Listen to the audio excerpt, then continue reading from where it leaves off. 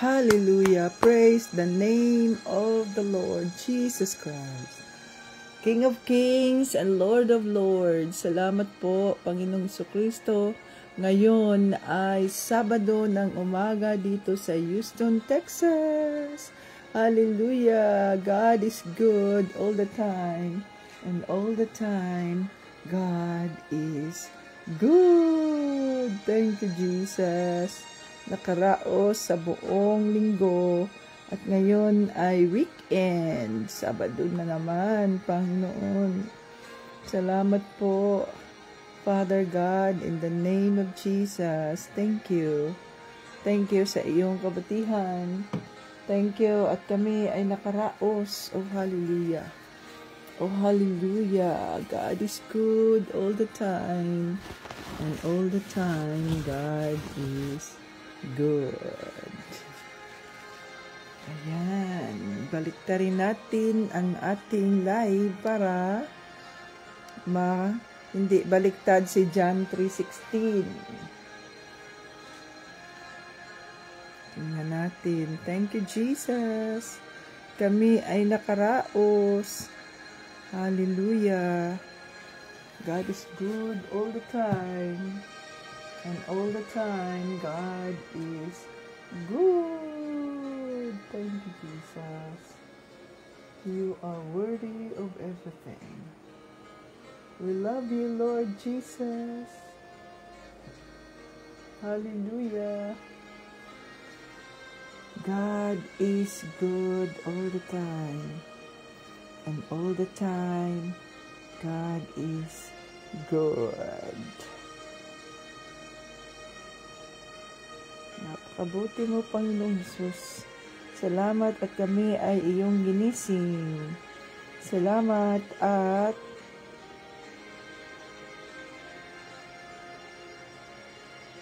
thank you, Jesus. Oh, hallelujah. God is good all the time. Salamat sa mabuting pangangatawan. Salamat sa kalakasan ng aming mga isipan. Do not forget to love and share. I-love ang ating live, mga kating Jesus. At i-share para marami. Ayan, oh. Thank you, Jesus. Ang batayan ng ating pananampalataya kay Panginoong Jesucristo. John 3:16. For God so loved the world that He gave His only begotten Son, that whosoever believe in Him will not perish but have everlasting life. Hallelujah. Ayan. Happy moments. Praise God.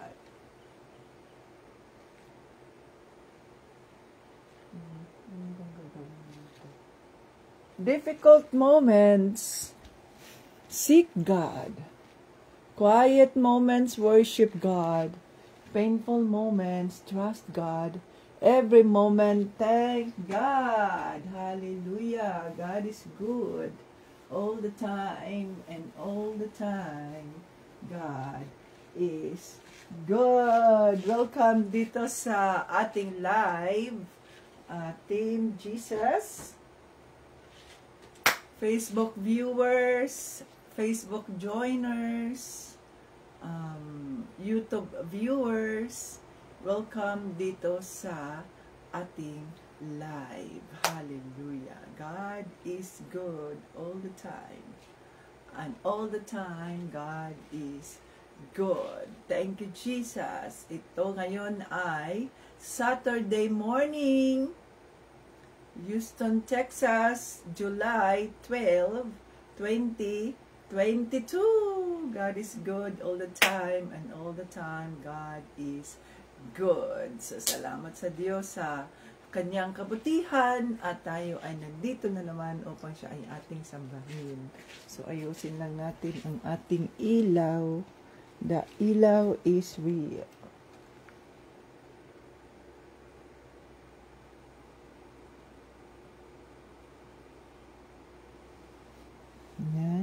ka-Team Jesus.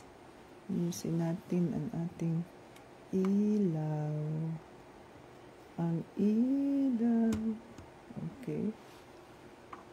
Yan.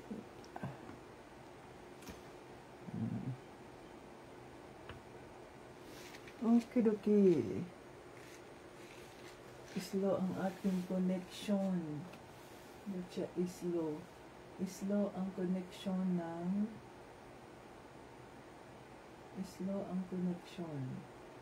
Ayan. So,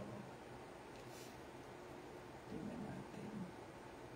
Andiyan na ba kayong lahat, mga ka-Team Jesus? At tayo ay mag-umpisa ng kumanta para sa ating Panginoong Jesus. So, tayo ay kumanta tayo, mga ka-Team Jesus. Magpuri tayo sa ating Panginoong Jesus. Ayan. Hindi ko kayo nakikita dahil nakatalikod ang aking camera para hindi baliktad si John 3:16, di ba? Oh, praise God. So, yun ang gawin natin sa ating mga video. Mabuti siguro na anyway, ma-edit niyo man yata yan para sa ganoon ay hindi baliktad ang inyong mga Word of God. Ayan. Kaya dito tayo, magpuri tayo sa ating Panginoon sa Kristo.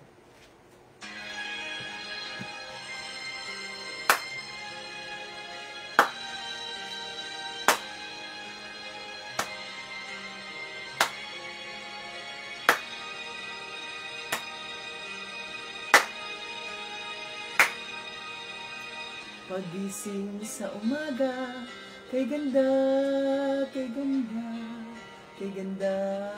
ng mundong ginawa niya. Ngayon ko lang nakita ang ganda ng mundo. Salamat sa Diyos at ako'y binago. Yes, Lord. Thank you, Lord. Thank you, Jesus. Nang tanggapin ko si Jesus, aking Diyos, na bago ang lahat sa buhay ko. Bagong ligaya ang nadarama, bagong pag-asa ang nakikita.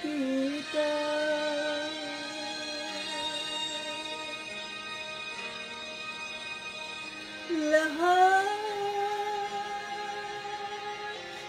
ay aking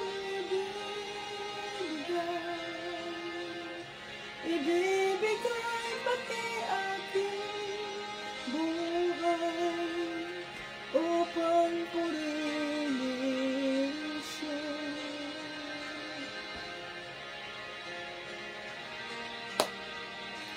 Lahat ay aking ibibigay pati aking buhay upang purihin siya.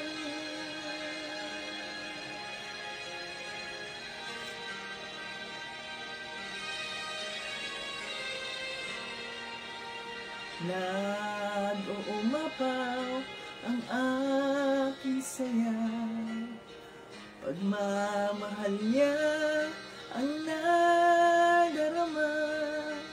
Kay ganda ng buhay na nasa kanya, purihin ang Diyos, purihin si Jesus.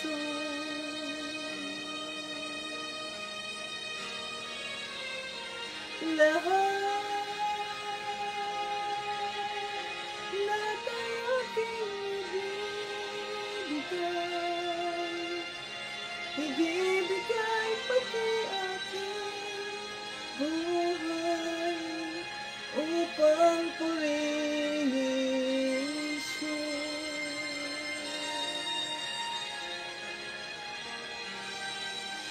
Lahat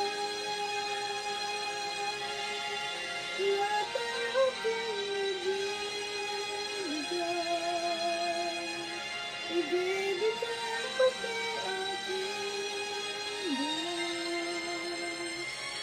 upang purihin siya.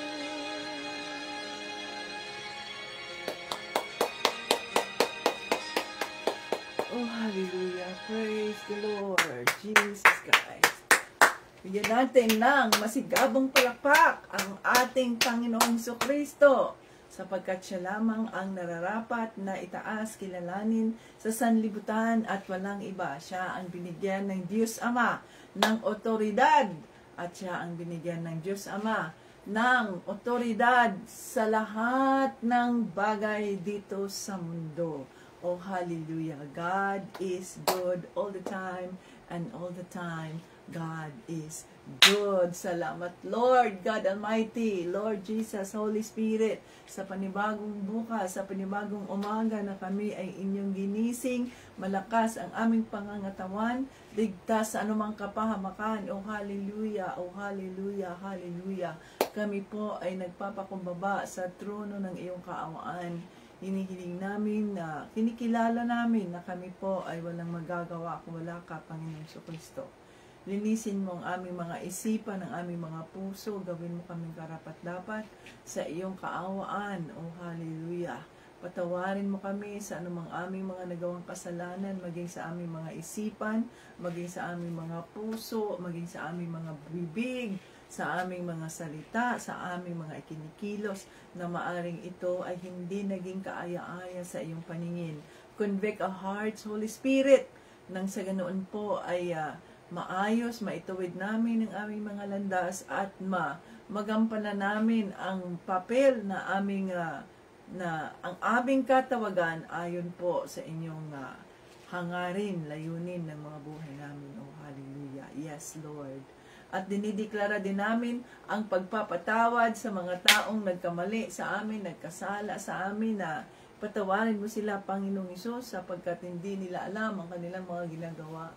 Katagpuin mo sila kagaya ng pagtagpo mo sa amin, upang sa ganun po ay maranasan din nila ang iyong kabutihan, ang iyong kaawaan, ang iyong pagmamahal, ang iyong pagpapalang siksik-liglig umaapaw. Oh, hallelujah. We welcome your Holy Spirit in our midst today. Holy Spirit, welcome. We declare that Jesus Christ is Lord and King, and the King is in the room. Sabi mo sa mga salita, Panginoong Jesucristo, 2 or 3 gathered in your name, you are in our midst. So nandito ka, naniniwala kami na nandito ka sa aming kalagitnaan sa pamamagitan ng iyong banal na Espiritu. We welcome the Holy Spirit.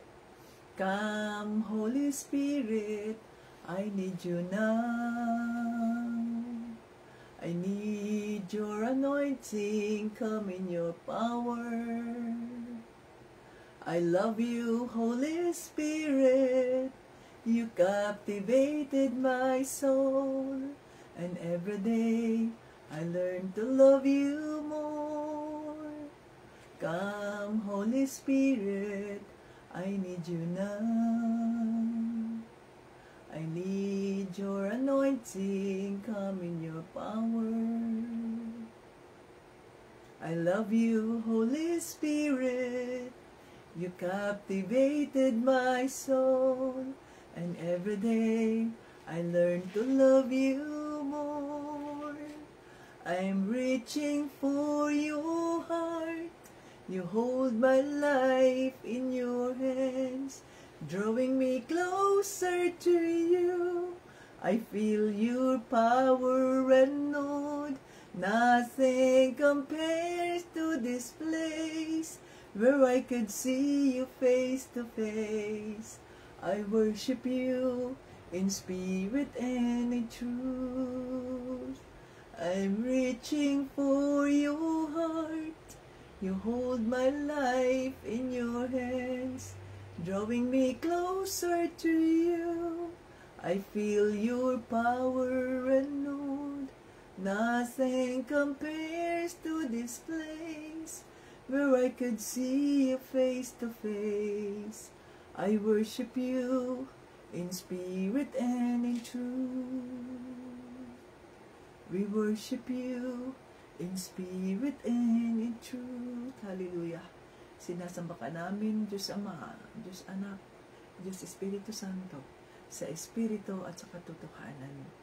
Buksan mo ang aming mga isipan, ang aming mga puso upang maintindihan namin ang mensahe na itong parating. At maraming salamat po dahil natuto kami sa iyong mga salita kahapon, Panginoong Jesucristo. Maraming salamat po at naging matiwasay ang aming isinagawang Bible study, weekly Bible study, Panginoon, at natuto kami sa iyong mga salita. Oh, hallelujah. Lord Jesus, Ikaw ang aming arka. At kami ay naniniwala na kabahagi kami ng nasa loob ng iyong arka. At anuman po ang mangyayari sa mundo, ay hindi kami matatakot sapagkat secured ang aming mga kaluluwa dahil ikaw ang aming arka, Panginoong Jesucristo. O hallelujah. At pinagdadasal namin ang aming mga pamilya na kiniklaim namin ang kanilang mga kaligtasan, Panginoon, na sila rin ay makasama namin sa loob ng iyong arka. Nang sa ganun po ay narating man ang paghukom ng Diyos Ama, ay secured ang aming mga kaluluwa, ang aming mga pamilya, sapagkat tinanggap ka namin, Panginoong Jesus. Oh, hallelujah. Hallelujah. Dinideklara namin ang live na ito ay holy, sanctified by the blood of Jesus. Itago mo po, Panginoong Jesucristo, ang iyong lingkod upang hindi ako ang makikita, kundi ang iyong kabutihan, ang iyong kagalingan, ang iyong pagmamahal, pag-unawa, ang pagiging ikaw bilang Diyos. O hallelujah. Bigyan mo kami ng maayos na internet connection upang sa ganun po ay maiayos, maaraos namin ng maayos itong iyong live. At ikaw po, Panginoong Diyos Ama, ang mapurihan. Lahat ng ito ay aming hinihiling, pinasasalamatan sa pangalan ni Jesucristo at ng banal na Espiritu. Lahat ng papuri at parangal ay binabalik namin sa Diyos Ama. Amen! Hallelujah! God is good all the time, and all the time God is good. It's Purple Day! Sapagkat Saturday ngayon, salamat sa Diyos at tayo ay nakaraos sa buong linggo. Kaya, sino ba ang napili ng ating Panginoong Jesucristo noong nakaraan? Sino ang dapat na ating pagpalain, mga ka-Team Jesus? Noong nakaraang linggo, mga ka-Team Jesus, sino ba yun? Nakalimutan ko na sino ba yung pinili. Noong nakaraang linggo para atin siyang pagpapalain, sino ba yun? Si Tita Jolie ba yun? Ayan, si Tita Jolie. Na-bless na ba natin si Tita Jolie, mga ka-Team Jesus? Na-bless na ba natin? Na-bless na namin si Tita Jolie ni Tito Brian. So, i-bless natin si Tita Jolie, mga ka-Team Jesus. Salamat sa Diyos na tayo ay nakaraos at panibagong umaga na naman. Welcome dito sa ating live. Ayan, ang ating live. Okay. So, ano na ba ninyo si Tita Jolie? Ito ba ay inyong na-bless na ba ninyo si Tita Jolie, mga ka-Team Jesus? Tapos na daw. Amen. Salamat sa Diyos at kayo ay nakapag-bless kay Tita Jolie. Thank you, Jesus. Okay, so dapat pala ay nandito yung aking mesa, no? Kagaya kagabi na maganda ang pagka-plaster ng aking Biblia at dahil mayroon akong mesa. Okay. So, okay naman ang ating reception na ganito ang itsura ng ating tawag nito, ng ating live na hindi ko kayo nakikita. Pero at least hindi baliktad si John 3:16, di ba? Hindi siya baliktad. So yun na lang gawin natin, hindi ibaliktad. Okay, so dito meron naman akong cellphone na nakikita ko naman ang ninyo, ang inyong itsura. Ang inyong mga messages pala. Ang aking itsura ang nakikita. Ang inyong mga messages ang aking nababasa. Okay, noong nakaraang, so malapit na tayo, ngayon ay 12 na, no? Ang bilis! Parang nag-umpisa lang tayo sa July, ngayon ay 12 na. So malapit na tayong matapos dito sa, wala pa pala, sa Hebrews. Ilang chapter ba itong Hebrews? Tingnan nga natin. Ang Hebrews ay may ilang chapter ang Hebrews.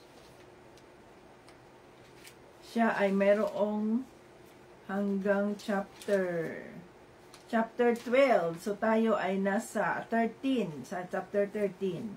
So tayo ay nasa gitna ng chapter ng Hebrews.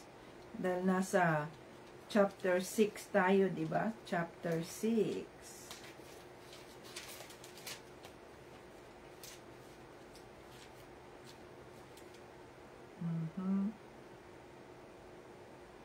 Tayo ay nasa chapter 6, 7, 11,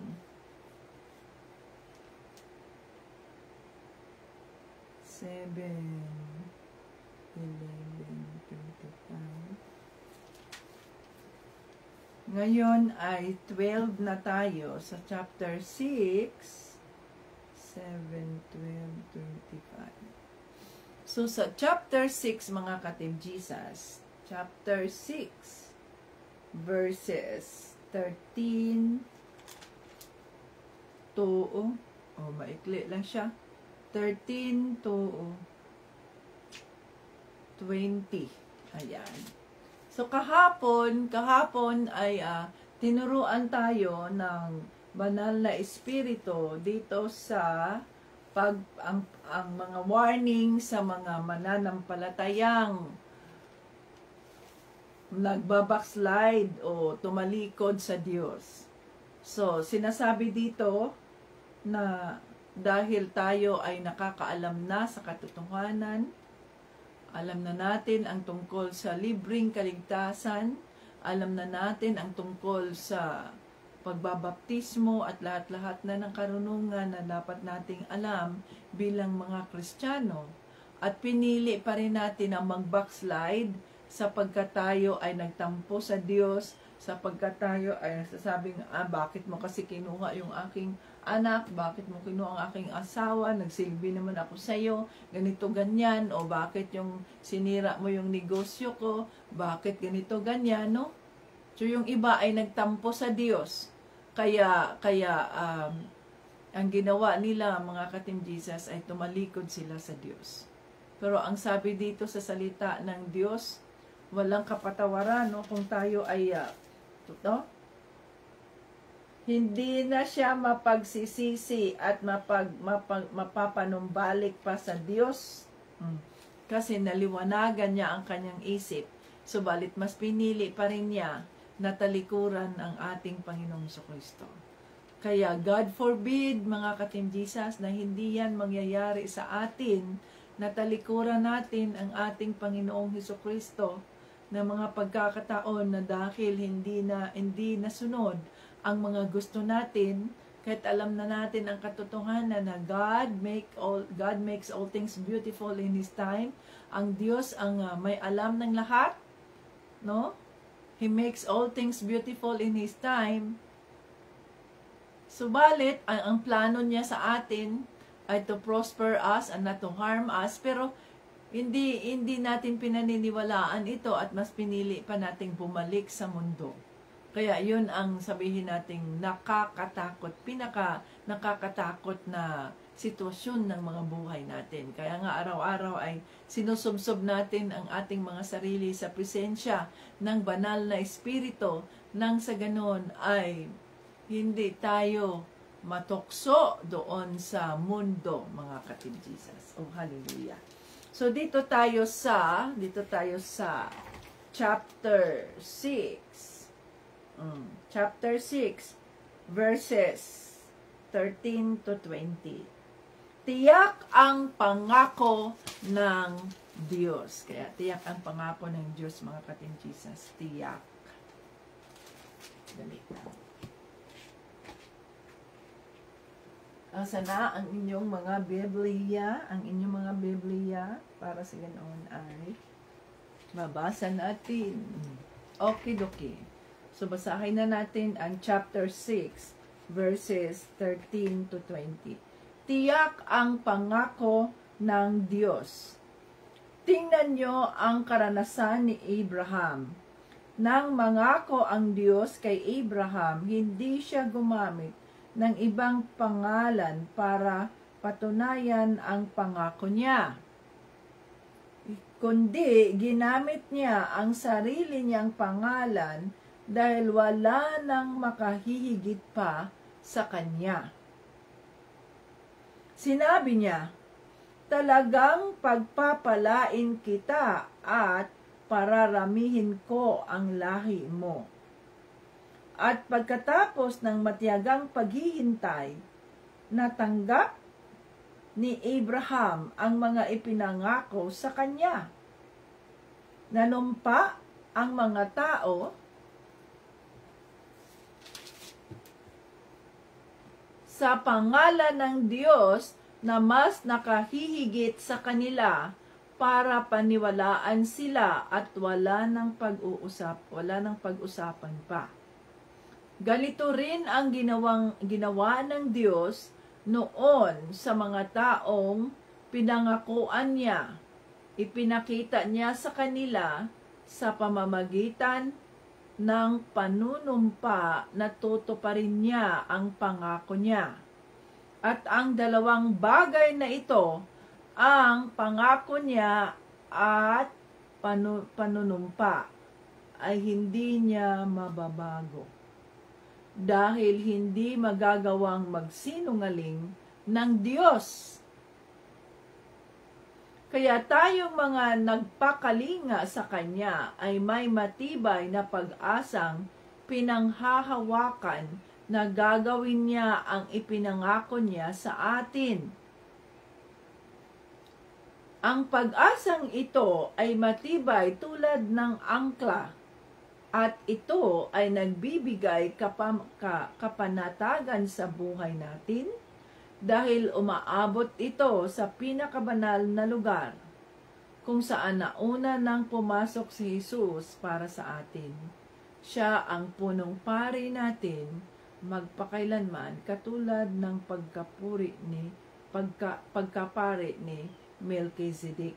Hallelujah. Panginoong Jesucristo, maraming salamat po sa iyong mga salita. Purihin po kayo.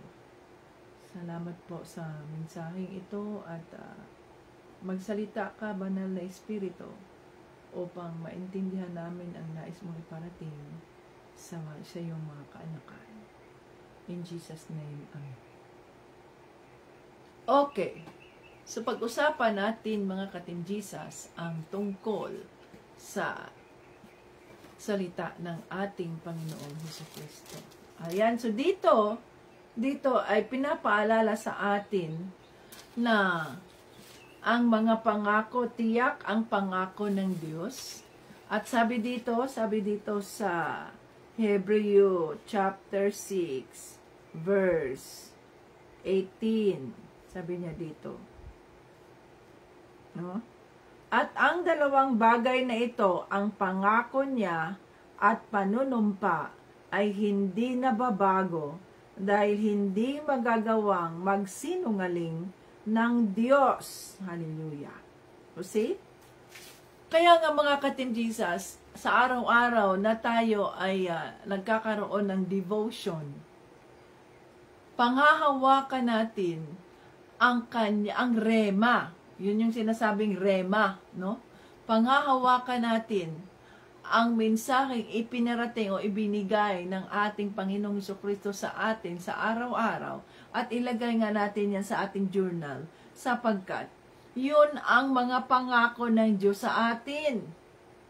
Na ibig sabihin nun, darating ang panahon kagaya kay Abraham na hindi kaagad nangyari yung kanyang pangako na siya ay magkaroon ng anak.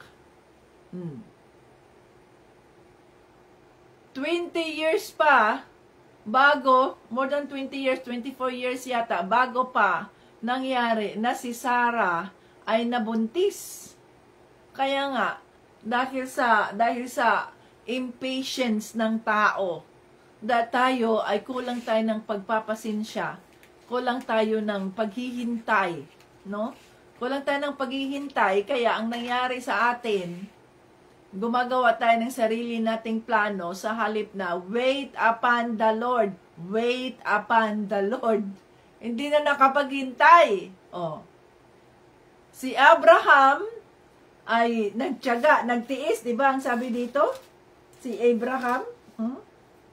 Ayon dito sa 13, tingnan nyo ang karanasan ni Abraham. Nang mangako ang Diyos kay Abraham, hindi siya gumamit ng ibang pangalan para patunayan ang pangako niya, kundi ginamit niya ang sarili niyang pangalan dahil wala namang makahigit pa sa kanya. No?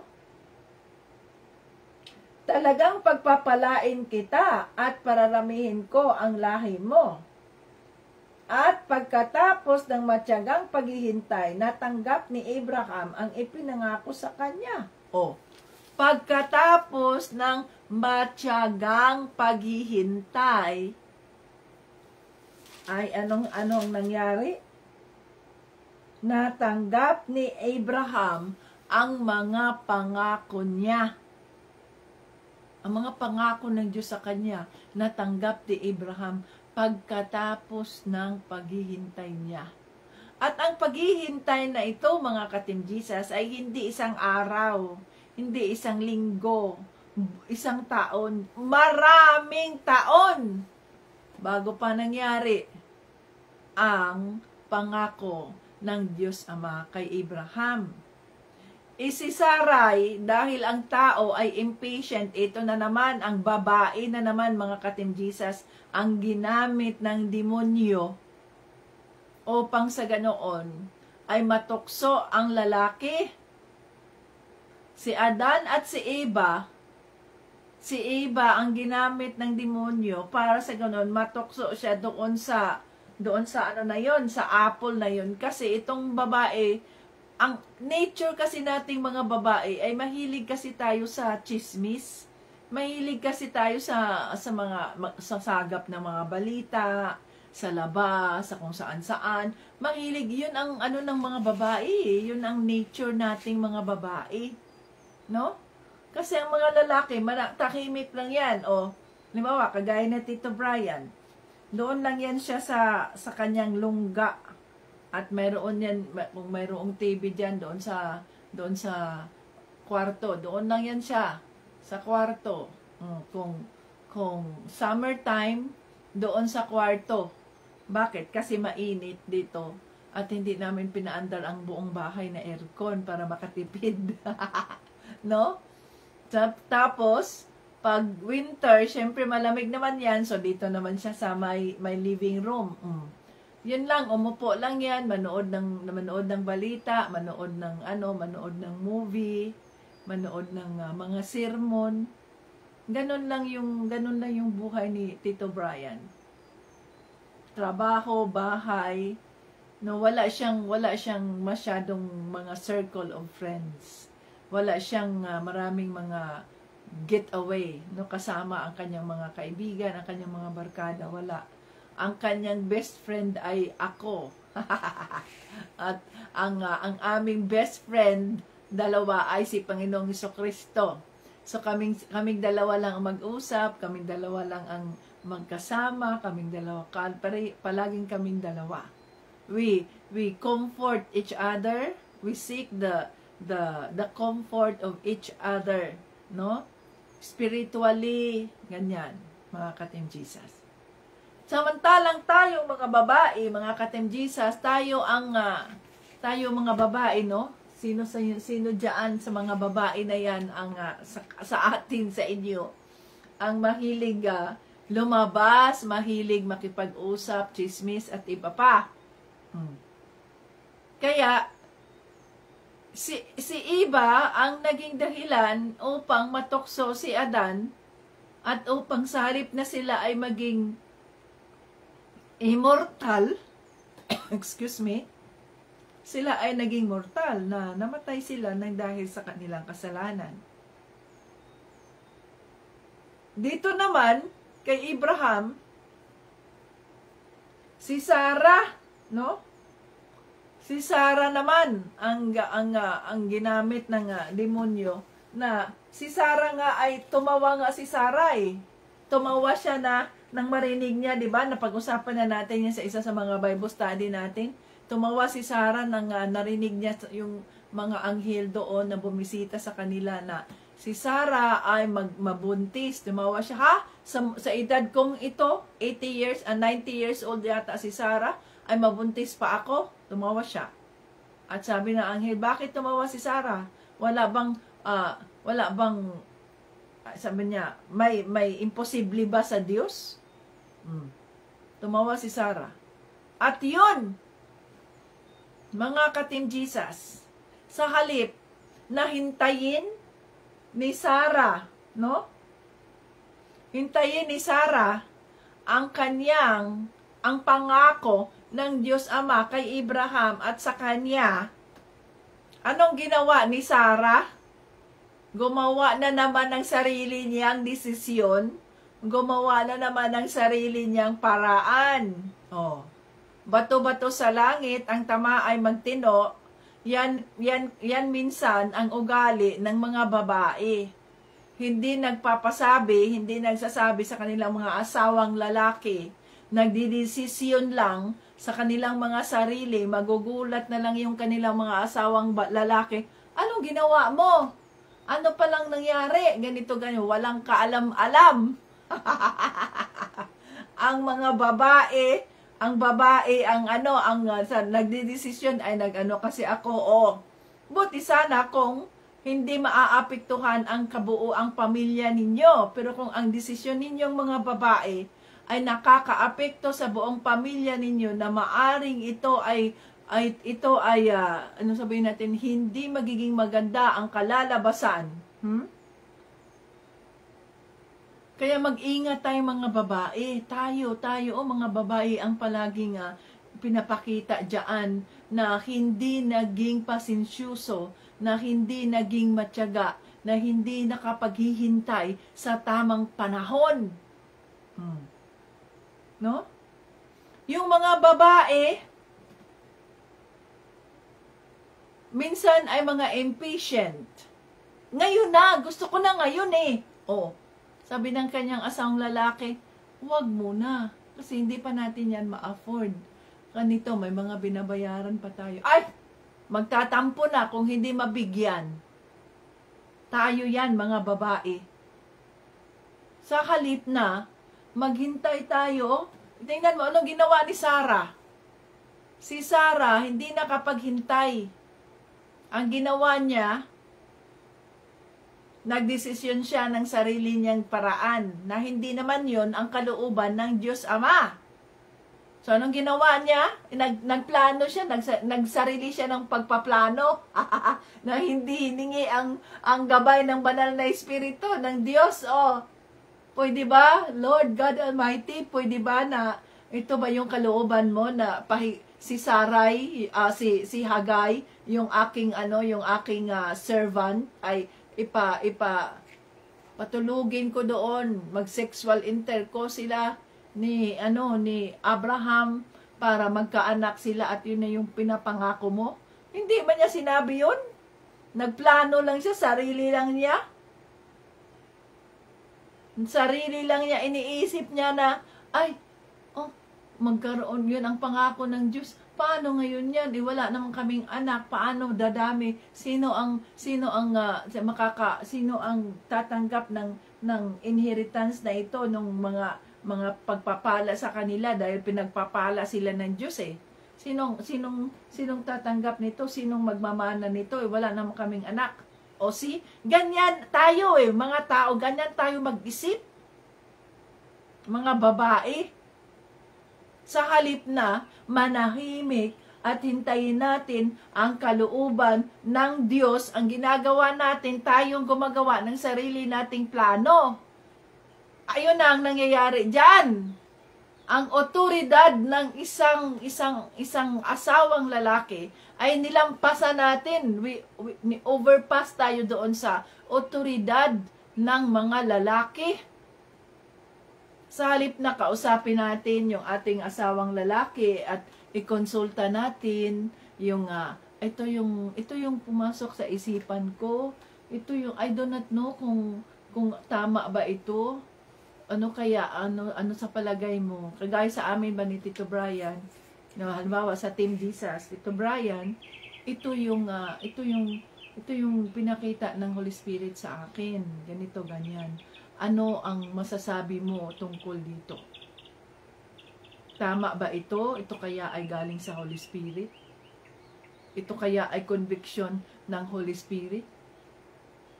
Pag sabi ni Tito Brian, pag ipagdasal natin yan sapagkat hindi pa ipinakita ng Holy Spirit sa akin. Okay. So, pinagdadasal namin yan. Hindi ka agad-agad yan. Okay, go ahead. Ganyan. Wala.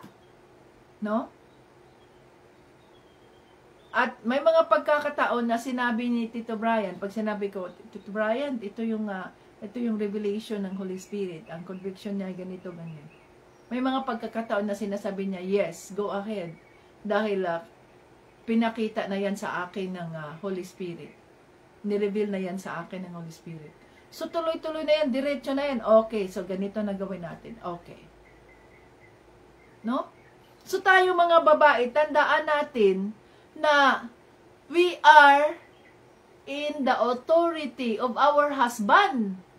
Nasa otoridad tayo ng ating mga asawa, kahit pa sabihin mo, na ikaw ang nagtatrabaho dyan, ikaw ang may pera, ikaw ang malaki ang sahod, ang asawa mo ay ganito, pero hindi nangangahulugan na ikaw ang magdesisyon sa mga pamilya ninyo dahil babae ka.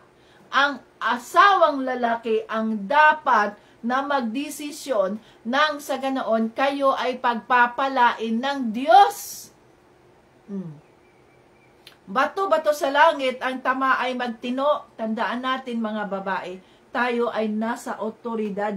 No? Ang kapangyarihan ng ating asawa ay over us. Kasi si Panginoong Kristo, ang ating asang lalaki, tayo mga anak. Ganon ang flow. So anong ginawa ni Sarah? Gumawa siya ng sarili niyang desisyon, sariling paraan, okay? Para may magmamana sa mga ari-arian ni Abraham o Hagay. Matulog ka doon kasama si Abraham. O ayan, pinain niya yung kanyang alipin. At dahil sa kanyang kagagawan, dahil sa sarili niyang desisyon na pinahiga niya doon si Hagay at si Hagay ay nabuntis. Ito naman si Hagay, dahil magiging alipin niya at humiga siya doon sa kanyang among lalaki at siya nabuntis, nabago ang kanyang ugali, naging mayabang naman siya, na ang kanyang among babae ay pinapasuya na niya, dinispice na niya, ikaw ay baog, wala kang kwenta, ganyan. Kasi nga, nabuntis na siya. O, umabang naman si Hagay. So, nung mga anak na si Hagay at si Ismael, mas lalong nasasaktan si Sarah dahil ang atensyon ni Abraham ay nandoon na kay Ismael. O sino ngayon ang may kagagawan? Sino ngayon ang may kagagawan ng mga sitwasyon na yan sa buhay nila? Si Abraham ba ang may kagagawan yan? Ang Diyos ba ang may kagagawan yan? Hindi. Ang tao ang may kagagawan yan sapagkat hindi siya naging patient, hindi siya nakapaghihintay sa tamang panahon na kung saan sinabi ng Diyos, He makes all things beautiful in His time. They that wait upon the Lord shall renew their strength. They shall mount up like wings of eagles. Oh, hindi nakapaghintay. So, anong nangyari? Ang mismong desisyon niya, ang mismong hakbang na ginawa niya, yun ang nagdulot ng kanyang sakit. Yun ang nagdulot ng kanyang pain. Oh. Bumalik sa kanya ang kanyang desisyon, ang kanyang paraan na hindi naaayon sa kalooban ng Diyos.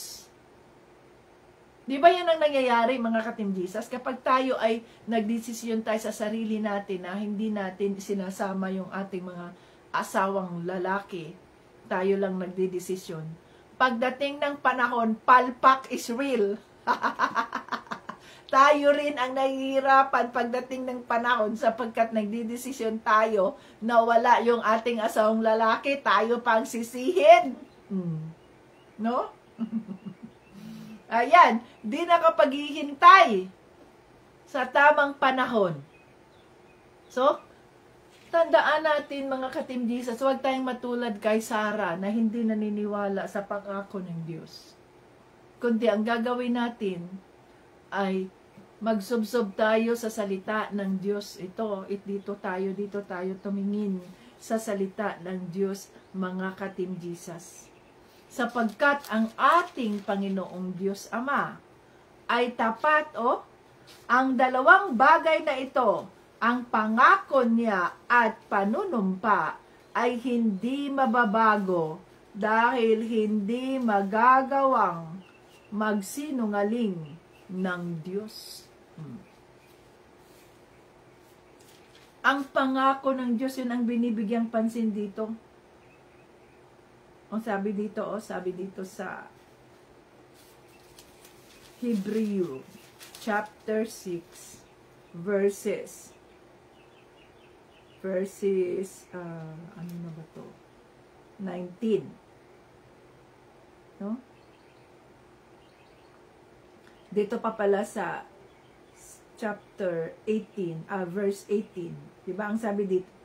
At ang dalawang bagay na ito, ang pangako niya at manunumpa, ay hindi mababago dahil hindi magagawang magsinungaling ng Diyos. Kaya tayong mga nagpakalinga sa Kanya ay may matibay na pag-asang pinanghahawakan na gagawin niya ang ipinangako niya sa atin. Hallelujah! So ano ang ang number 1 na ipinangako ng Panginoong Diyos Ama sa atin? Number 1 na ipinangako ng Diyos Ama sa atin, mga ka-Team Jesus. Ayan ang John 3:16. Yan ang una niyang ipinangako sa atin. Kasi ang ipinangako niya kay Abraham ay nagawa na niya.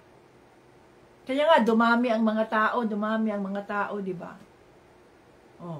Laging kagaya sa mga bituin, ang mga angkan ni Abraham. At isa tayo diyan sa mga angkan na yan. Kaya nga, kinatagpo tayo ng Diyos, hallelujah. Okay?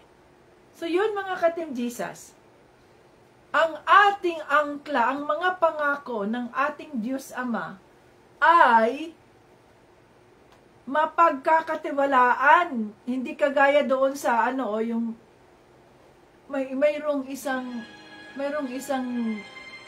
napapalo ako dahil natuwa ako doon sa kanyang mga parody ba.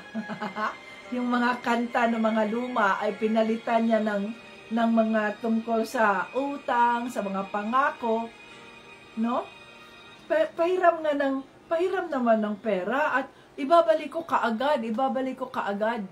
Ganyan ang tao Nangangako, subalit, napapako. Hindi nangyayari, hindi natutupad. Ang mabuting mangungutang, kapag nangungutang ka, may isang taong naawa sa iyo, may isang taong ginamit ang Diyos upang sa ganoon ay makautang ka, maiahon ka sa sitwasyon mo ngayon.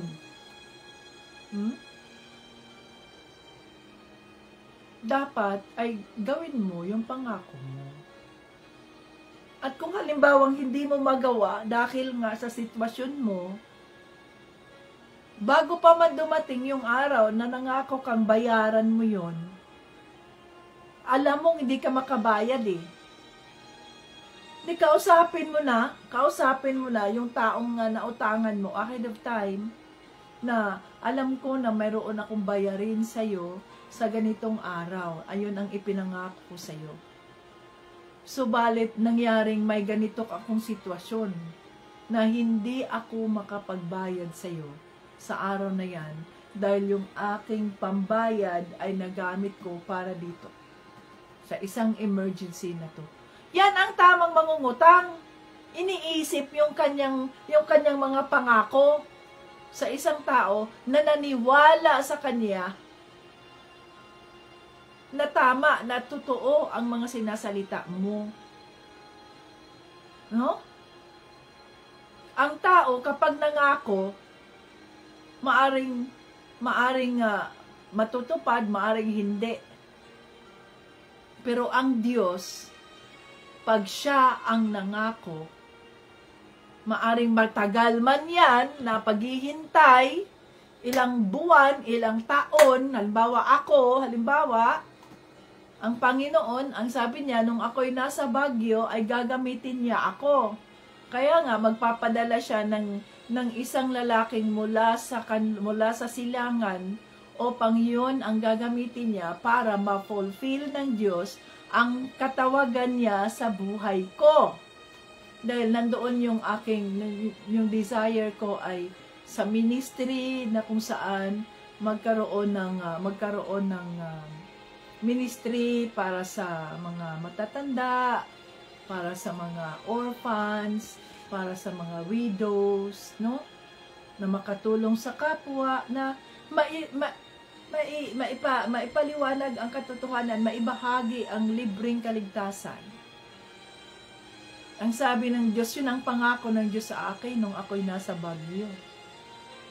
That was, 2014. So, 11 years ago. No? Sabi niya, kailangan kang lumabas sa Pilipinas.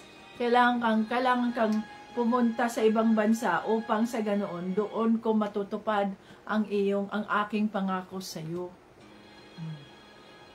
Kung sino naman ang papunta ang mag-aano ako doon sa labas, sa Amerika, o saan ba, sa Europe, may ipapadala akong galing sa silangan from the east upang matupad ko ang pangako ko sa iyo. And this is now the fulfillment. Ang Team Jesus Ministry, ang fulfillment ng pangako ng Diyos sa buhay ko, sa buhay ni Tito Brian. Pero hindi ganun kadali, mga ka-Team Jesus, na hintayin mo ang tamang panahon na tuparin ng Diyos ang kanyang mga pangako. Hindi ganun kadali. Idadaan kanya sa mga pagsubok sa buhay. Ititest niya ang ating pananampalataya sa kanya. Nang sa ganoon ay maging matibay tayo at tayo ay maging handa sa tamang panahon na yan na ipagkaloob niya ang kanyang mga pangako sa atin, na hindi tayo mawawala sa kanyang presensya. At hindi lalaki yung mga ulo natin na akala natin kung sino na tayo. Ngundi, kapag ibinigay na ng Diyos ang kanyang mga pangako sa ating mga buhay, ay mananatili tayong mapagkumbaba. Ay mananatili tayong kilalanin na siya ang may gawa ng lahat ng ito. At tayo lamang ay kanyang mga instrumento. So, sa loob ng 10 taon ay sinubo kami ni Tito Brian na ganito, ganyan. Pero, nagpapatuloy pa rin. Yes, Panginoon Jesucristo. Nandito kami, Lord. Kahit wala pa ang Team Jesus Ministry, ay sinusubok na kami ng Panginoong Diyos na sundin ang kanyang kalooban. Pag sinabi niya may isang pastor na hindi naman namin kilala doon lang sa Facebook, at sabi na nakita ko lang siya na ganyan, at ang sabi ng Holy Spirit, ano mo siya, i-message mo yung pastor na yan, i-message mo. Okay, Holy Spirit, anong gusto mong gawin ko dito? Message mo siya, sabihin mo ganito, ganyan. Okay. Magpadala kayo dyan ng $1,000. Hindi ba namin ang kilala itong pastor na to? Pero alam ninyo, ganun ang Diyos eh. Itong pastor na yon, ako'y naniniwala na nagdasal din sila dahil may pangangailangan sila sa ministry. Na the Lord magbibigay ang Diyos, gagamit siya ng tao. Bakit? Sapagkat hindi sila nakatingin doon sa tao na kanilang mga sponsor, whatsoever, no? Hindi sila nakatingin doon, kundi ang kanilang tinitingnan ay ang Diyos. At dahil ang tinitingnan nila na magbibigay ng kanilang mga pangangailangan ay ang Diyos Ama, si Panginoong Jesucristo, hindi yung mga tithers nila, yung mga pumapasok sa simbahan, no, sa ministry, yung mga nagbibigay, hindi yun, kundi ang Diyos. Kaya gumagamit siya ng mga tao kahit hindi natin kilala ang mga taong ito. Yung pastor, kilala ba nila kami? Hindi nila kami kilala. Pero ang sabi ng Holy Spirit, i-message mo siya, yes, Holy Spirit. Sa haba ng panahon na yan, 10 taon na yan, ngayon, 11 years, 2012 pa yun eh. O, ilan na? 2012. Ngayon ay 2025. So, 13 years na pala. 13 years. Sa haba ng panahon na yan, sa bawat taon, bawat araw, bawat buwan, bawat taon, sinusubok kami ng Diyos. Tingnan nga natin ang iyong ugali. Tingnan nga natin kung karapat-dapat na ba kayo sa ministry ko. Subukin natin. Ibigay mo yung ano na yan doon sa kapatid na yan. Yes, Lord. Ibigay mo itong ganito. Mahal ko, sinasabi ko kay Tito Brian, sinabi ng Diyos ganito. Ipagdasal natin. Pag sinabi ng Holy Spirit, go ahead, send it. At kaming dalawa nagkasundo ni Tito Brian. So ano, Tito Brian?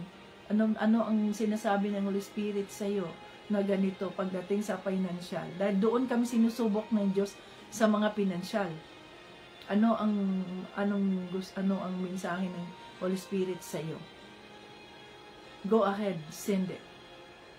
So wala nang marami pang mga paano? May mga babayaran pa naman kami, Lord. May mga utang nga kaming babayaran eh. May mga ganito. Wala. Pag mayroong conviction ng Holy Spirit, go ahead, send it. Automatic yan, pinapadala. Walang mga buts, ifs, whatever, wala. Yes, Lord. Masusunod ang iyong kalooban. So sa loob ng mga taon na yan, sinubok ako at si Tito Brian sa aming mga pananampalataya na darating ang panahon na gagawa siya ng kanyang ministry upang ang kauhawan ng puso ko na maibahagi ang salita ng Diyos na libre, na magturo ako, hindi doon sa loob ng paaralan, doon sa universities na wala namang kwenta, yung mga itinuturo ko dyan, kung itong mga estudyante ko, sa libo-libo ba naman ng mga estudyante ko, ay wala naman silang alam sa katotohanan, no? Dito ako, ilan lang ba ang ating mga kasamang nandito? 20, 21, 25? Pero ang saya, araw-araw ako'y gumigising na ang saya ng aking pakiramdam. Lord, salamat po, Lord. Ginamit mo na naman ang aking boses upang maibahagi sa sanlibutan ang iyong kabutihan, ang iyong kagalingan. Salamat po, Lord Jesus.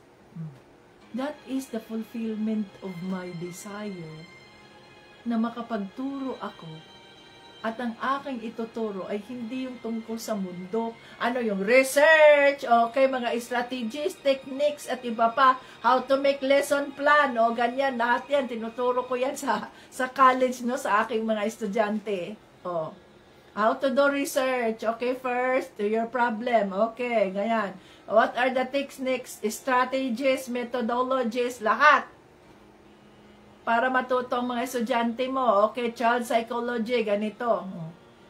Wala, mahalaga ang lahat ng iyon, ng itinuro ko. Kung itong mga estudyante ko, di man nila alam ang katotohanan. So, balit dito, sa salita ng Diyos na malaya ang aking puso na makapagbabahagi sa pamamagitan ng gabay ng banal na Espiritu. Dito ako nasasatisfied.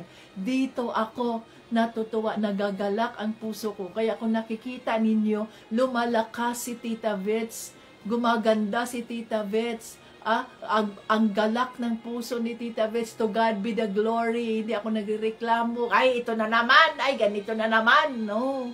Bakit ito ang fulfillment ng aking paghihintay sa mahabang panahon na sinusubok ng Diyos ang aming mga buhay para sa kanyang kapurihan. Oh, hallelujah.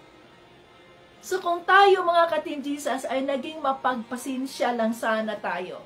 Kung tayo ay sa bawat pagkakataon na sinusubok tayo ng Diyos, sa halip na tayo ay magreklamo, kundi tayo dapat ay susubsub sa kanyang presensya, magpuri sa Diyos. Yes, Lord, dahil naniniwala kami sa iyong mga pangako. Yun ang sabi mo sa iyong mga salita, kaya pinanghahawakan namin ito, that you make all things beautiful in your time. So, nakikita ninyo yung unti-unting galaw na ginawa ng banal na espiritu sa kanyang ministry sa Team Jesus. Dati, wala naman tayong per chapter. Ngayon, sabi ng Holy Spirit, bigyan mo sila ng mga t-shirts dyan. Kung Tito Brian, pag sabi ng Holy Spirit, magbigay ng ng t-shirt yung mga Team Jesus na yung kasama doon sa daily short testimony. Ano ang masasabi mo dyan? Go ahead. Dahil yan ay para sa ministry ng Diyos. Okay, go ahead. Sharon, okay, Sharon. Si Sharon, ang bilis. Thank you, Jesus, sa buhay ni Sharon. At ang ating mga Team Jesus chapter leaders, servant leaders, to God be the glory. You see? Tapat ang ating Diyos sa kanyang mga pangako, mga ka-Team Jesus. So kung ano man ang ipinangako ng Diyos sa mga buhay ninyo, panghahawakan niyan. Dahil sa kanyang tamang panahon, yun ay mangyayari. Kung hindi natin inuunahan ang Diyos. Anong sabi ni Tito Brian kagabi? Diba? May mga pagkakataon, ganyan yan si Tito Brian kasi mga ka-Team Jesus. Ako, opposite kami. Dahil, ang sinasabi ko, let God's will be done. Lord, i-reveal mo sa akin kung anong gusto mong mangyari. Si Tito Brian, hindi. Dati pa yan, ganyan pala talaga yan. But napakabuti ng Diyos na binabago siya ng Diyos. Siya na mismo nagsabi sa atin, di ba, na pinangungunahan niya ang Diyos. Kasi, malang beses na yan na sinasabi ko ba, pagdasal natin yan, mahal ko, kung ano, hindi kasi kailangan na nakalista yan, yan, ganyan, plano, dapat may plano, dapat may ganito, dapat may ganyan. Ganun siya eh. So ako naman ay, okay, hindi na ako nakikipagtalo dyan kay Tito Brian, hindi kayo mananalo kay Tito Brian. hindi kaya mananalo. Mag-i-insist yan, lalakas ang boses niyan. Samantalang ako, pag nakikipag-usap sa kanya, soft voice ako makipag-usap eh. O, ano na mahal ko, ganito, ganyan, anong gusto mong gawin, ganyan. Low voice ako kung nakikipag-usap. Siya, paggalit yan ako. Kaya ang ginagawa ko niyan, pinagdadasal ko. Panginoon, ikaw naman pong nakakaalam. So, habang binabago ng Diyos, ako, binabago niya. Binabago din ng Diyos si Tito Brian. To God be the glory. No? Huwag nating pangunahan ang Diyos sa kanyang plano. Mayroong plano tayo, mga tao, may mga plano tayo. Subalit, ang Diyos ang mas nakakahigit na nakakaalam sa mga buhay natin, sa mga sitwasyon natin. Siya ang ating sundin. Hintayin natin, no?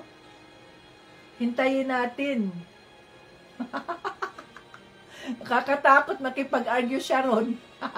Kaya ako, pag ganyan niya si Tito Brian, ever since pa yan, kahit doon sa Brindisi, pag ganyan yan siya, no! Ganyan. Okay. Hindi manahimik na ako dyan. At ang gagawin ko niyan, para hindi kami mag-argue niyan, ay, di ba, ang Brindisi Court, marami man niyang lugar, mayroong terrace, sa taas at sa baba, o marami kang lugar na pwede mong puntahan. Mayroon doong opisina ko doon sa DNG, mayroong guest room, mayroong movie room, maraming lugar na pwede mong mapuntahan. So, ang ginagawa ko niyan ay manahimik at doon na ako sa isang kwarto. Most of the time, ang aking spot talaga doon sa bahay ng Diyos ay yung guest room. Nakita nyo naman yung guest room, diba? Doon ako natutulog, doon ako nagsusubsub sa Diyos, doon ako umiiyak sa harap ng Diyos, doon ako nagsusumbong sa Kanya, Panginoon, ano po yung sinagawa ni Brian? Lord, ganito. Doon ako nagsusumbong. Hindi ako nagsusumbong sa aking pamilya. Hindi ako nagsusumbong sa tao o kung sino pa mang mga kaibigan. Hindi ako nagsusumbong. Doon ako nagsusumbong sa Diyos. Kay Panginoong Hesukristo, He is my best friend eh. Panginoon, ayan, nasasaktan ako. Doon ko iniiyak yung dyan. Doon ako nagrereklamo sa Diyos. Ganito Lord, ganyan Lord. Oh. Kasi, alam ng Diyos alam ni Panginoong Hesukristo ang mga sitwasyon natin eh. Di ba? Kaya mga kating Jesus, tandaan natin,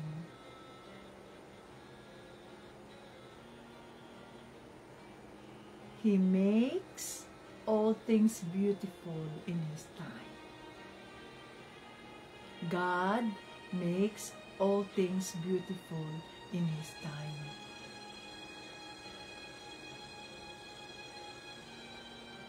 May mga pagtuturo ang Diyos sa atin. Gaya ng nangyari kay Rome. May mga pagtuturo ang Diyos. Subalit hindi namin pinakinggan. Hindi niya pinakinggan. Siya ang otoridad. Say, okay. Sige, kung yun ang conviction ng Holy Spirit sa iyo. Dahil ako, wala akong conviction diyan. Pero yun ang plano, yun ang sinasabi mo, go ahead. Oh, see? Yun ang nangyari. O ganun yung mga katinjisas eh. May mga pagkakataon. Subalit, minsan, tayo nga ang tama. No? Tayo mga babae ang tama. Pero, dahil ang otoridad natin ay ang ating mga asawang lalaki, so we submit ourselves to them. And time will come, the Lord will justify us also. Kung tayo ay nagpapasakop sa ating mga asawang lalaki, time will come, itong mga asawang lalaki natin, sila ang i-rebuke ng Diyos. Na hindi lang natin alam. O, tingnan mo, mismo si Tito Brian kahapon, siya ang nag-confess na siya ay pinangungunahan niya ang desisyon ng Diyos.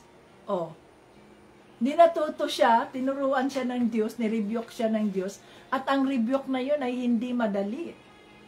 Ang rebuke na yun, mga ka-Team Jesus, ay precious, mahal, expensive. Ang rebuke na yun sa kanya. Expensive.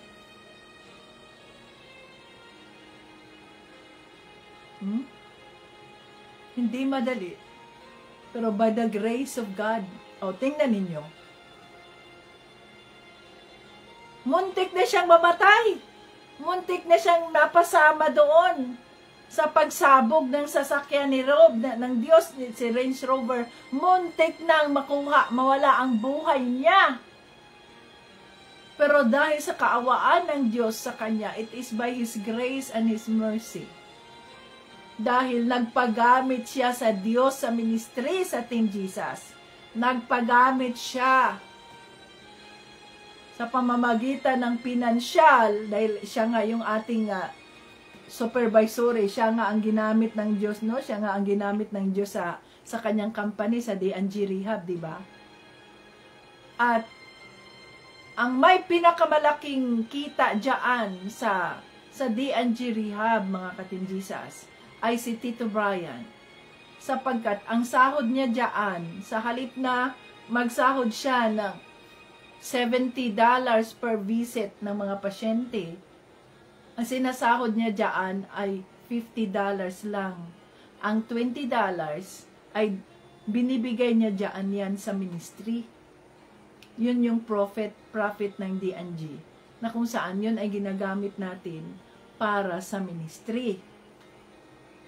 Na makapagpapadala tayo dyan sa inyo, at kung sino pa man yung sinabi ng Diyos na padalhan, maliban doon, yung 20% na yan, pag kulang pa yan, ginagamit pa yan ni Tito Brian, yung mga sahod namin, no, ginagamit ng Diyos yan. So dahil nagpagamit siya sa Panginoong Diyos para sa ministry ng Diyos, upang mailigtas kayo sa mga kasalanan din ninyo, ginagamit kami rito para sa kanyang kapurihan, na nakatanggap kayo ng mga pagpapala dyan. The Lord spared His life. To God be the glory. In-spare ng Diyos ang buhay niya. Kadalasan kapag may mga ganyang sitwasyon, nalalak yung automatic, ang electric no, naglalak ang pinto. Hindi ka na makalabas. Kaya ba pag ang isang sasakyan ay nalubog sa tubig, pag nalubog sa tubig ang sasakyan, lalo na pag mga automatic, automatic yan nagsasara. Hindi na yan nabubuksan. Kaya nga maraming mga namamatay na mga nandoon sa loob ng sasakyan, pag nalublob sa tubig din yung sasakyan, dahil automatic silang hindi nakakalabas sa loob ng sasakyan. Pero yun ay isang himala sa buhay ni Tito Brian, na nabuksan niya ang pinto at nakalabas pa siya sa loob ng ilang mga hakbang. Yung mga hakbang na yun, nagtago siya sa isang puno. At nung nakapagtago siya sa isang puno, BOOM! Sumabog ang sasakyan. See? Dahil yun, na pinangungunahan mo ang Diyos sa plano niya. Dahil ini-insist niya, I did my research, I did my ganyan, I did my ganito, I did my ganito. Okay. Sige, go ahead. Ayan ang nangyari. We learned our lesson in a hard way. He learned his lesson in a hard way. Kasi hindi naman ako ang gumagamit ng sasakyan, siya naman. He learned his lesson in a hard way. Na kung may mga kulat, mga kailangan, ganyan, sinasabi niya, kaya ko naman to, ako na maglagay. Yun pala, hindi pala yun dapat. Kasi Mga SUVs yan eh. Sensitive ang mga sasakyan na yan. Kailangan talagang ipamintain mo yan. Magbayad ka para i-maintain. Kasi pinili mo ang ganong mga sasakyan eh. Mga expensive na sasakyan, mga SUVs. Pinili mo ang mga ganyang sasakyan. Sensitibo ang mga yan eh. Kailangan mo talagang ipamintain yan. Eh siya, ako lang magano, kaya ko to. Oh. Kaya mo. Ano yun na nangyari? Bumalik din sa'yo. Diba? So, ganun yun mga ka-Team Jesus. Huwag nating pangunahan ang Diyos. Hindi ko sinabi sa kanya yan na pinangunahan mo kasi ang Diyos. Dahil kung ako ang magsabi niyan kay Tito Brian, patay. Makakatanggap ka ng lagubong ano. Hindi ko sinabi yun sa kanya. Nagulat nga ako eh. Sa sinabi niya, at God, oh amazing God. Siya mismo ang nagsabi, pinangunahan niya ang Diyos. He learned his lesson in a hard way. Next time, if there is next time.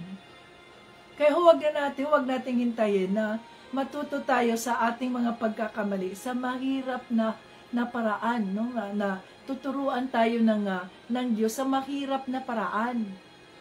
Kung mayroon namang madaling paraan, na sundin lang natin siya, ang kanyang kalooban, sundin lang natin ang kanyang plano. Sabi niya, kailangan nating bumili ng isa pang sasakyan kasi para itong si Mercy ay ma-preserve ang kanyang mileage. May mapapalit ako, ganito, isang buwan ganito, isang buwan ganyan. Anong nangyari? Si Mercy pa rin ang matagal niyang ginagamit dahil si Rob ay higit isang taon na nakatambay. Hallelujah. God is good all the time and all the time. So, thank you Lord for everything. Ganun lang yun mga ka-Team Jesus. Pero dahil tayo ay ipinapailalim ko yung aking sarili sa aking asawa, okay. This is it. But we believe that the Lord will justify us. Kung ano man ang ninakaw ng demonyo sa amin, ibabalik niya yun. Dahil ito ay para sa kanyang ministry, sa kapurihan ng Diyos Ama. So, sana'y natuto tayo sa salita ng Diyos, mga ka-Team Jesus. Ang pangako ng Diyos Ama ay tapat. Si Panginoong Jesucristo ang ating punong pari. Sa makatuwid, tayo ay magpasakop sa presensya ng banal na Espiritu at hintayin natin ang tamang panahon ng Diyos dahil ang kanyang mga pangako ay hindi napapako kagaya ng mga pangako ng tao. Kaya kami, kung mayroong kaming mga mensahe na ganyan, ang ginagawa namin, ganito, ipagdasal natin ang kalooban ng Diyos. Ipagdasal natin ang probisyon ng Diyos. Sapagkat hindi kami pwedeng mangako sa inyo. Dahil, sino ba naman kami na mangako sa inyo? Kami lang naman ay alipin. Sumusunod lang din naman kami sa kalooban ng Diyos. Kagaya ng halimbawa, yung sino ngayon ang magiging qualified na para magkaroon ng anak na ay sponsor ng Team Jesus? Sa ating pinagdadasal natin, the Lord willing, ito'y mangyayari. Sapagkat hindi namin kalooban ang masusunod, kundi ang kalooban ng Diyos. Ang sa akin, magalak. Ang puso ko ay puno ng kagalakan. Masaya ako. Sapagkat nalampasan namin yung mga pagsubok na yon, na sinubok kami ng Panginoon sa pinansyal na ganyan, nagawa namin yun kahit na kami rin ay nahihirapan at umabot kami ngayon sa sitwasyon na ito. To God be the glory. At naniniwala kami na andyan ang pangako ng Diyos na ibubuhos niya ang kanyang mga pagpapala para sa kanyang ministry upang ma-fulfill yung mga desire namin doon sa Isaiah na matulungan itong mga matatanda na mangyari ang ministry ng Diyos, the house of refuge, comfort and healing. Yun ang desire natin eh. And yun ang pinaniniwalaan namin na mangyayari yun in God's perfect time. Pero ang Diyos ang nagsasabi, wait, sapagkat kayo riyan ay hinuhubog pa ng Diyos na kayo rin ay hindi kayo magiging gahaman. Hindi kayo magiging selfish. Na bakit ko ibibigay ito? Kami nga nangangailangan din. Wala nga kaming bigas na masaing. Bakit ko ibibigay itong mga dilata na to? Bakit ko ibibigay itong mga gamot na to? Ako nga nangangailangan ng gamot. Hindi ganun hindi ganun. So sa loob ng mahabang panahon, 10 years, 13 years na tayo mga ka-Team Jesus. Yung Team Jesus Ministry ay nag-umpisa 2016. Ibinigay ng Diyos sa amin ang company niya, D&G Rehab, 2015. At pagkatapos niyan, 2016 nag-umpisa. Natigil, nahimik, at bumalik naman. Dahil siyang nakakalam hindi kami ang masusunod siya. Kaya maghintay tayo mga ka-Team Jesus. Sapagkat ang pangako ng ating Panginoong Diyos Ama sa pamamagitan ng kanyang anak ay tapat. Kaya panghawakan natin ang John 3:16. Yan ang ating seguridad na anuman ang mangyayari, ligtas tayo sapagkat tayo ay naniniwala kay Panginoong Hesus. Hallelujah, Father God. In the name of Jesus, maraming salamat po sa iyong revelation. Holy Spirit, maraming salamat po sapagkat ikaw ay nanusap na naman sa amin. Maraming salamat sa pagpapatatag mo sa aming mga pananampalataya sa inyo. To God be all the glory at kami po ay nakaraos sa loob ng mahabang panahon sa paghihintay mo upang iganap mo ang aming mga desire na makapagsilbi sa inyo, Panginoon Diyos. Maraming salamat po sa mga pagsubok na aming nadaanan at kami po ay nagtagumpay hindi sa pamamagitan ng aming mga paraan, kundi sa pamamagitan mo, Panginoong Kristo, sa pamamagitan ng iyong lakas. Sapagkat we can make all things beautiful, we can do all things to Christ who strengthens us. Kaya napagtagumpayan namin kung ano man po ang mga pagsubok upang kami ay maging karapat-dapat sa iyong ministry, Panginoon Kristo. To God be all the glory and honor. Lord, tulungan mo ang bawat isa. Ano man po ang inyong mga binitiwang pangako sa kanila, Panginoon, kami po ay naniniwala, Panginoon Kristo, na ikaw ay tapat sa iyong mga pangako. Ang iyong mga panunumpa ay tapat. Tulungan mo ang bawat isa, bigyan mo kami ng fruit of the Spirit na maging mahinahon, na maging mapagpasensya, na maghintay sa tamang panahon, na ibigay mo ang aming mga desire, na sagutin mo ang aming mga dasal, nang sa ganoon, Panginoon Kristo. Magamit mo ang aming mga buhay payo para sa iyong kapurihan, para sa kapurihan ng Diyos Ama. Buhay pa kami sapagkat may purpose ka sa amin, Panginoong Kristo. Buhay kami dahil may purpose ka sa amin, Lord. Salamat po na isa kami sa iyong mga pinili. Hallelujah. Andito ang aming mga buhay. Pinangahawakan namin ang iyong mga pangako, ang pangako ng Diyos Ama sa John 3:16, na kung sino man ang maniwala sa kanyang anak ay hindi mamamatay, kundi magkaroon ng buhay na walang hanggan. So kami po ay naniniwala na hindi kami mamamatay sa impyerno, kundi kami ay mabuhay sa presensya mo, Diyos Ama, at sa piling ng aming Panginoong Kristo. Gabayan mo ang bawat isa, patatagin mo, at patuloy ka naming sasambahin, patuloy ka naming itaas, patuloy ka naming pagsilbihan, Panginoong Kristo. At patuloy na magpapakumbaba at ikilalanin na wala kaming magagawa kung wala ka. Maraming salamat po. To you be all the glory and honor, Father.